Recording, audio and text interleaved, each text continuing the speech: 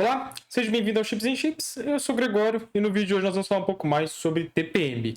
Não atenção para mim só, nós vamos falar sobre Trusted Platform Module, tá certo? Então, pegue sua xícara de café e venha comigo.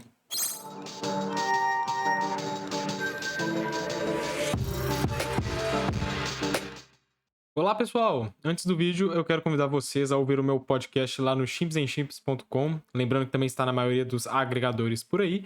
Nós falamos um pouco sobre a interação da tecnologia com outros campos do conhecimento e também sobre o estudo e também a vida acadêmica. Então, dá uma conferida lá, o link está na descrição, beleza? Vai lá. Antes de iniciar o vídeo, eu quero convidar você a participar lá do nosso servidor no Discord, ou Discord. Bom, lá nós falamos um pouco mais sobre arquitetura de hardware, falando de sistemas operacionais, falando de arquitetura de software. Dá uma entrada lá e confere um pouco, interage com o pessoal. Todo mundo muito receptivo, então dá uma conferida lá, tá certo? Bom, o TPM surge então como uma tecnologia provinda do Trusted Computing Group, né, o TCG, e depois ele é padronizado, né, pela ISO, né? Então, através aí da ISO ele foi padronizado e ele é considerado hoje então um módulo padronizado, tá certo? A gente tem algumas versões do TPM e o TPM ele começou a ganhar espaço, né? As pessoas começaram a valorizar ele exatamente por causa do Windows, o Windows 11, que começa então a exigir esse módulo em sua versão de número 2. Gente, isso é bom destacar que o TPM já é uma coisa muito antiga e tem alguns detalhes que são importantes de se ressaltar, tá, em relação ao TPM. Primeiramente, ele não é um módulo embutido, ele pode ser usado de forma discreta, o que é uma vantagem. Então você pode usar o módulo TPM no seu computador e comprar e utilizar. Isso é muito bom. E por outro lado, ele tem algumas características que você pode, digamos, suspeitar da validade delas. E é isso que nós vamos dar uma olhada. Primeiro nós vamos entender o que é o TPM. Né, esse canal aqui, exatamente o nome dele é Chips and Chips, e então TPM você pode considerar ele como um chip, então ele é um módulo externo, sim, ele é um controlador, então ele é um chip mesmo. E é importante então a gente dar uma olhada exatamente no que ele faz. Bom, um módulo de plataforma confiável, ou seja, um Trusted Platform Module, um TPM, ele garante aí, né, ele fornece um gerador de números aleatórios de hardware, facilidades para geração segura de chaves criptográficas para usos limitados, criar resumos de chave hash, que são independentes da configuração de hardware e software do seu computador. E também ele consegue aí fazer, por exemplo, vinculações através de criptografia de dados usando chave de vinculação TPM, ou uma chave RCA exclusiva que descende de uma chave de armazenamento. E os programas de computador podem usar um TPM para autenticar então um dispositivo de hardware, uma vez que cada chip TPM tem uma chave de endosso, né, uma chave que vem com ele, uma e-key, e ela é única e secreta e gravada à medida que é produzida. Bom, e qual que é a utilidade do TPM? Você deve estar se perguntando, né? Para ser exigido agora, ultimamente, deve ter alguma utilidade. E sim, olha só, o Departamento de Defesa dos Estados Unidos, tá? Ele exige há um certo tempo que seja implementado em hardwares que vão ser utilizados por esse departamento o uso de TPM a partir da versão 1.2. Então, a partir dela, né, 1.2 ou superior, é necessário para que seja então usado dentro desse departamento. O uso dessa tecnologia fez com que alguns países, como a China e a Rússia, banissem a entrada desse tipo de hardware no seu território. Tanto é que o Windows 11 ele não vai dar suporte a TPM nesses países, tá? Esses países, parece que talvez o Windows não entre lá, mas ele chega com muita força, a Microsoft tem muita força através do Windows nesses países, e aí digamos que o TPM não pode ser utilizado por hardware, ele é banido, digamos assim, por lei, por legislação, tá? E o que faz o TPM? Ele assegura que uma plataforma ela seja confiável, tá? O que significa isso é que o seu hardware ele tem que se garantir de alguma forma.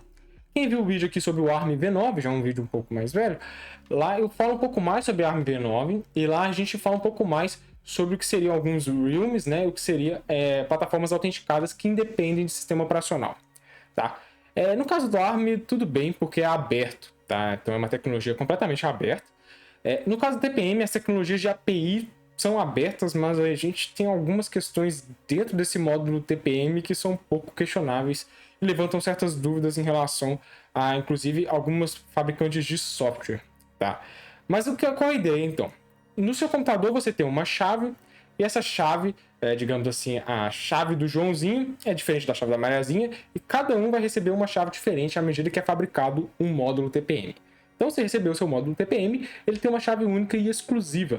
E ela serve exatamente para atestar que aquele hardware que você está utilizando, o TPM, é único e é exatamente aquele mesmo, certo? Onde isso faz muito sentido. Se você tem um software do tipo Office, por exemplo, o Office ele vai ter uma chave vinculada ao TPM e ele vai saber que você está usando no seu computador através, então, do TPM. Esse módulo vai garantir, então, por exemplo, o Office que está rodando na sua máquina está realmente rodando na sua máquina e não numa máquina falsa que está passando por você. E qual que é a questão que a gente levanta aqui? Se nós estivermos utilizando um firmware, por exemplo, o EFI, ou EFI, né, como as pessoas falam, o que acontece é que, na verdade, ele pode ser violado de alguma forma. Nós podemos implementar um EFI de outra forma por fora, né? A gente pode burlar e alterar isso, tá? Porque ele é um software, ele é um firmware rodando por cima ali do seu sistema computacional, tá? Então a gente burlou, de certa forma, essa característica. Ok. Nós vamos para o próximo nível, então, que seria garantir o sistema operacional.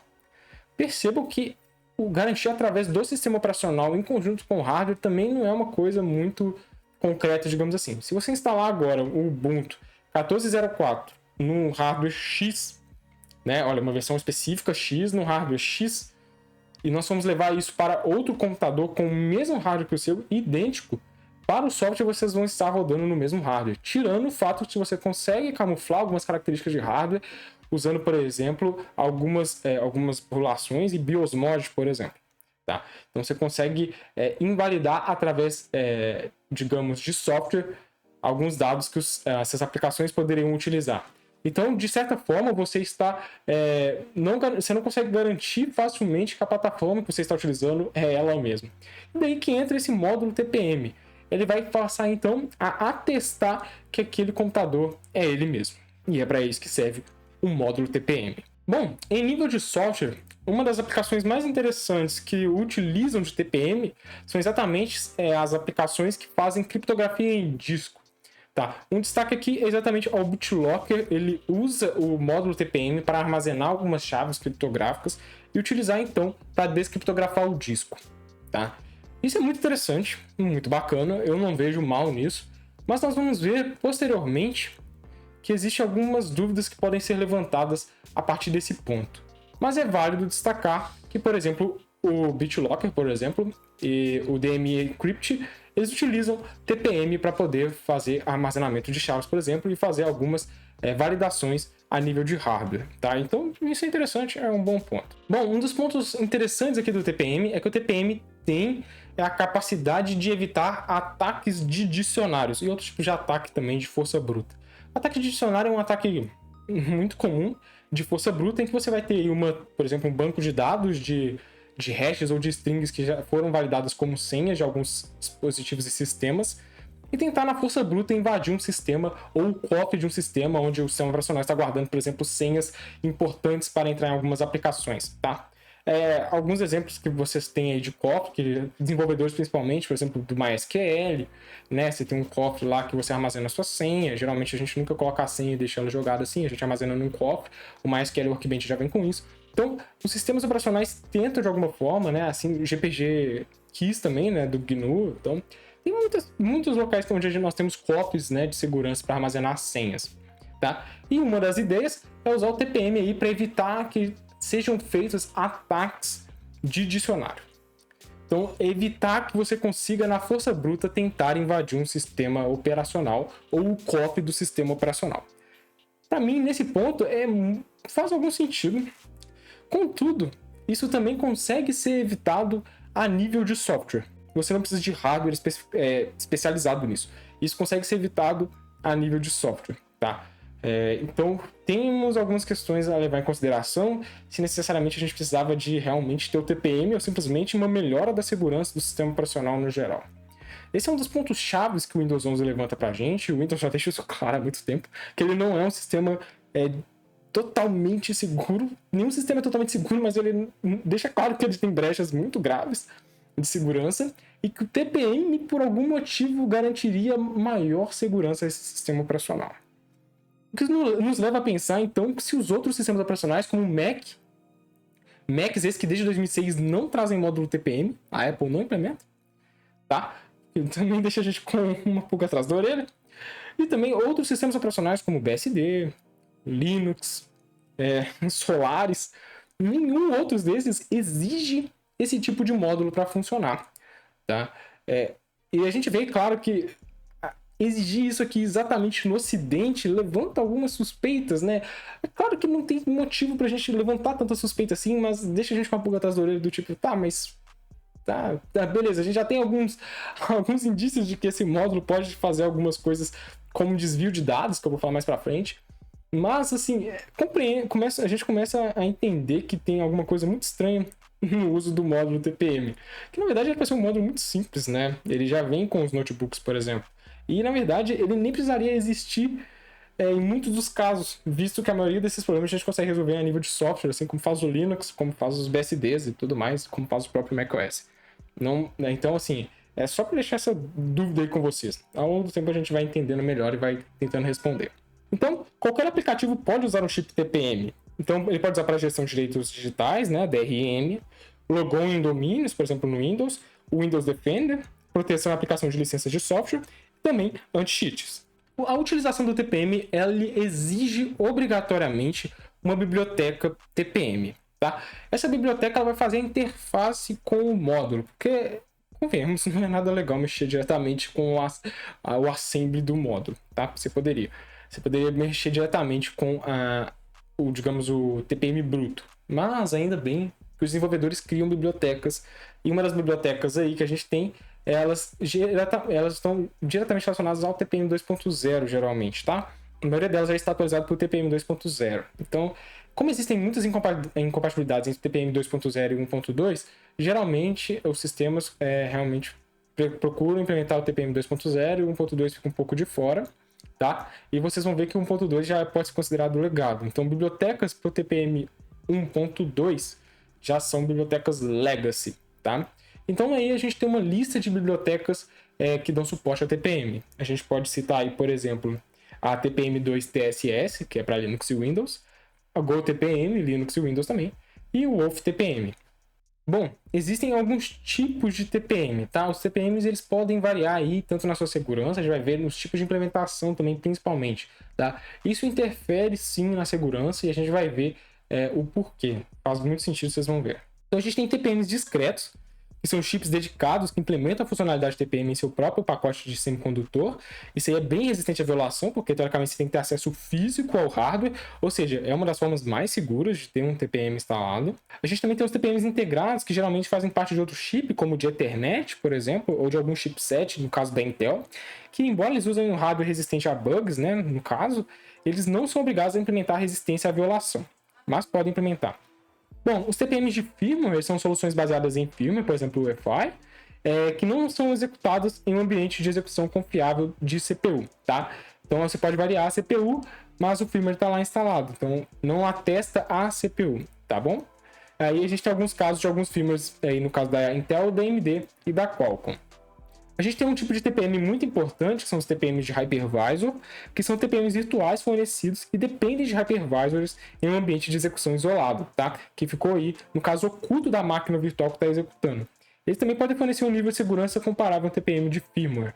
Só que eu quero lembrar aqui que principalmente a Google implementa TPMs de hypervisor no Google Cloud, por exemplo. Então a Oracle permite fazer isso. Então geralmente os servidores trazem esse tipo de TPM. E os TPMs de software são emulados, né, através de software de TPMs, executados não com mais proteção do que um sistema operacional comum, convencional. Geralmente a gente usa eles para teste, tá? Ou através de emulação. Então, isso é um pouco interessante, principalmente em hypervisors do tipo 2. Se você tiver dúvidas sobre hypervisors, tem um vídeo aqui no canal falando sobre hypervisors. Então, o link está na descrição, dá uma conferida lá, é bem interessante. Bom, tem algumas críticas muito interessantes em relação ao TPM, principalmente por causa da TCG, que sofreu aí bastante repressão na implementação desse tipo de tecnologia em algumas áreas específicas, onde principalmente os desenvolvedores atestam que, na verdade, o TPM não necessariamente cumpre só o ato de ser um verificador de plataforma, um Trusted Platform. É por isso que a gente vê bastante rejeição ao TPM, ao contrário do que a gente viu lá na ARM, né, em relação o sistema de plataforma segura e confiável deles, da ARM, que é aberto e tudo mais. E faz exatamente isso. Aqui a gente vê que existem algumas coisas que fogem da rotina padrão. Inclusive, rastreios que são armazenados em bancos de dados envolvendo o TPM. E também o fato de que uma empresa terceirizada consegue atestar o software da sua máquina. Então, ela consegue atestar a validade da sua máquina, tá? Então, a validação da sua máquina não é sua, e sim de uma empresa terceirizada que está implementando alguma coisa, porque você mesmo você não tem ideia do que você está fazendo com aquilo. O que você vai fazer com o TPM? Você não sabe configurar, não sabe mexer naquilo, os usuários não fazem ideia de que aquilo está rodando. Então, tem alguns pontos muito esquisitos, no mínimo, muito estranhos, do módulo TPM instalado via hardware, tá? São alguns pontos bem questionáveis da utilização. Bom, a TrueCrypt, que é uma empresa aí que ela trabalha com criptografia de discos, por exemplo, ela fala que ela não implementa TPM e fala que é um pouco inútil, visto que um usuário que consegue acesso ao seu disco, e seu disco está criptografado via TPM, tá? Com auxílio do TPM, ele está criptografado. Se ele tem acesso ao seu hardware, ele pode simplesmente burlar o TPM, fazendo reinícios, acessando espaços de endereço de memória do TPM e simplesmente invalidando completamente a criptografia realizada através desses mecanismos de hardware. O que faz com que o TPM seja completamente redundante e completamente inútil. Porque, a princípio, se você precisa da senha para descriptografar o disco, você não precisa do TPM, tá? Se você está usando o TPM para fazer essa criptografia, uma pessoa com acesso à sua máquina, ela consegue facilmente burlar o TPM, vista as brechas de segurança que a gente encontra nele, que nós vamos falar daqui a pouco. Bom, vale ressaltar que não é muito complicado, por exemplo, se a pessoa tiver acesso à sua máquina, instalar um capturador de teclas e saber exatamente o que você está digitando, ou simplesmente pegar o chip do TPM e conectar a um computador, não, claro, da forma convencional, mas poder conectar pegando o firmware mesmo e simplesmente acessando os endereços de memória e obtendo o que é necessário para poder, então, burlar a criptografia. Mais uma vez, parece um pouco inútil você ter um TPM no seu computador. Bom, existem alguns casos bem emblemáticos envolvendo o TPM, olha só que interessante. Em 2010, Christopher Ternovsky ele apresentou um ataque contra TPMs no Black Hat Briefings, onde ele afirmou ser capaz de extrair segredos de um único TPM. Ele conseguiu fazer isso após 6 meses de trabalho, inserindo uma sonda espionando um barramento interno para Infineon SLE 66CLPC. Em 2015, como parte de revelações de Snowden, foi revelado então que em 2010, uma equipe da CIA dos Estados Unidos afirmou em uma conferência interna ter realizado ataques de análise de poder diferencial contra TPMs. E tirando o ponto de que se você tem acesso ao computador, é muito fácil você invadir o TPM fazendo reinicializações a frio, que é basicamente ligar o computador, desligar, ligar de novo. Não é o caso do reboot, né? Que seria o ataque a quente, né? O computador está ligado e você reinicia. Então seria exatamente fazer ataques a frio.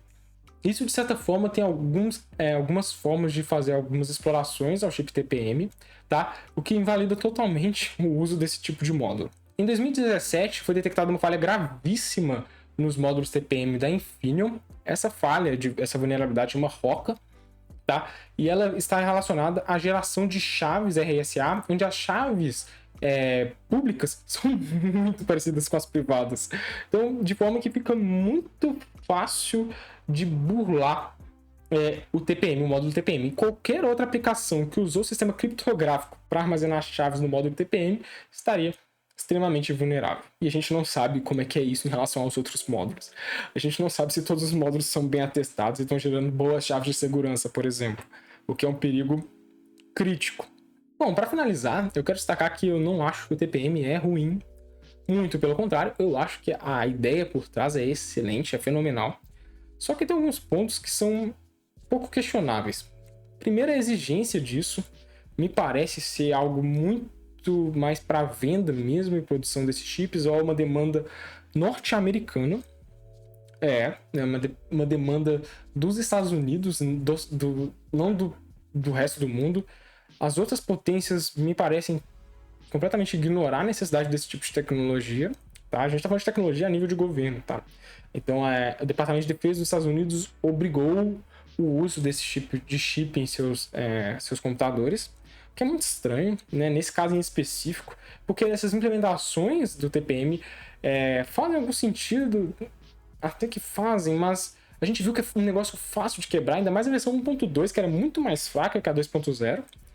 E assim, a gente começa a pensar e levantar algumas suspeitas. É claro, algumas coisas são conspiração, mas outras não são. Tem brechas de segurança muito visíveis no módulo TPM, mas que de toda forma é um chip interessante nas suas aplicações, se ele realmente fosse de fácil atestação, sabe? Se a gente pudesse atestar, se você, usuário, pudesse garantir que seu chip TPM está funcionando corretamente, seria incrível, mas é algo muito nebuloso, muito complicado.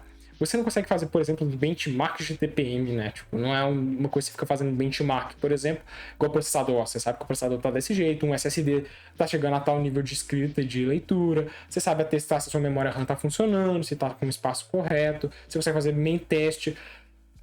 O módulo TPM, será que ele tá funcionando? Será que ele tá pegando meus dados e tá guardando corretamente, num lugar seguro?